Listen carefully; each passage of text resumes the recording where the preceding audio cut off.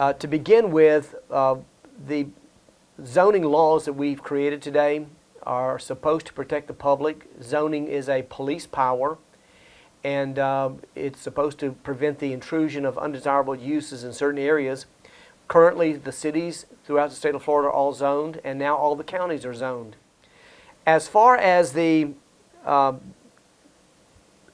authority of the Planning Commission that every county has, the Planning Commission is in charge of subdivision plat approval, site plan approval, and believe this or not, sign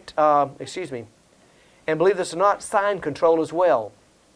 Now, as far as subdivision plat approval, anytime the developer wants to come in and develop a subdivision, they've got to go to the Planning Commission and get permission for that. Now, the Planning Commission is made up of a cross-section of the entire community. They are not professionals in planning, but what they do have is a support staff that helps them make these decisions. The Planning Commission simply are advisors to our local city council and county commissioners. Regarding zoning, land use restrictions, and building codes, there are several types of zoning that we need to take a look at. To begin with, residential zoning. Residential zoning is based on density. And when I say density, what I mean is how many units per acre are you allowed to be able to use on a particular site. Commercial and industrial zoning, on the other hand, is based on intensity. And that is to say, the degree of use. Traffic count plays a big role in that. Building codes and certificates of occupancy are all part of the building process. And just remember that you're not going to be able to get a certificate of occupancy to move in until a building is substantially complete. It doesn't have to be fully complete, but it does have to be substantially complete. Now, not all zoning appears to be the right zoning for everybody. And if you want to appeal your current zoning, you certainly have that right. And there are two types of methods that you can use, and you really need to be familiar with these two methods. One is a special exception and the other is variance. So let's do the variance first. The variance is where the zoning is right, the zoning is proper, but there's something within the zoning ordinance that won't allow you to do what you want to do. Typically speaking, it might be setback requirements or something of that nature. I remember that I sold a commercial piece of property to a gentleman, and the lot size was 100 feet on the road. Well, his buildings were 100 feet on the footprint, which meant that we had to go lot line to lot line. Well, the zoning said that we had to have 10-foot setbacks on either side. We went to the zoning board and said we need to have a little relief.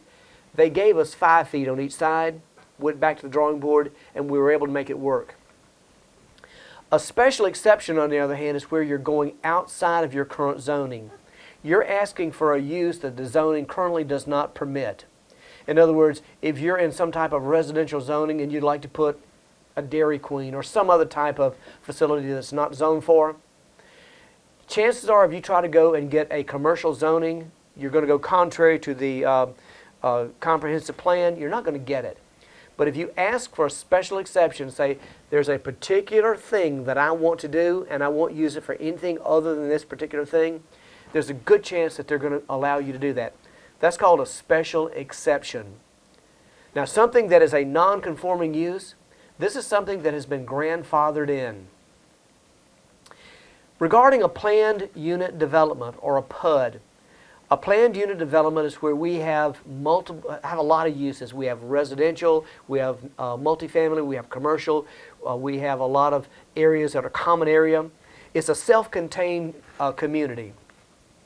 Regarding subdivision calculations, you're probably going to have to do some of these calculations in the math section, and we'll go over that a little later on when we hit the math section.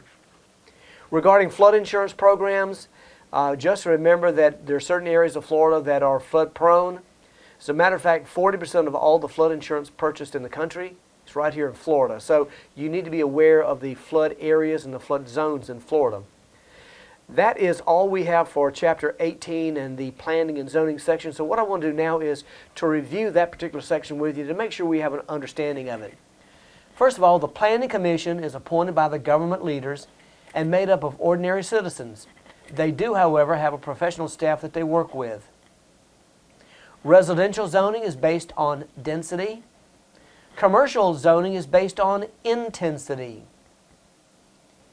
A variance is a relief in zoning. In other words, it's zoned properly, you just need some relief. A special exception is really new zoning for a specific and special use. A planned unit development, or a PUD, incorporates commercial, residential, and other mixed uses. The certificate of occupancy is when a property is substantially complete. And this is the end of this chapter's review.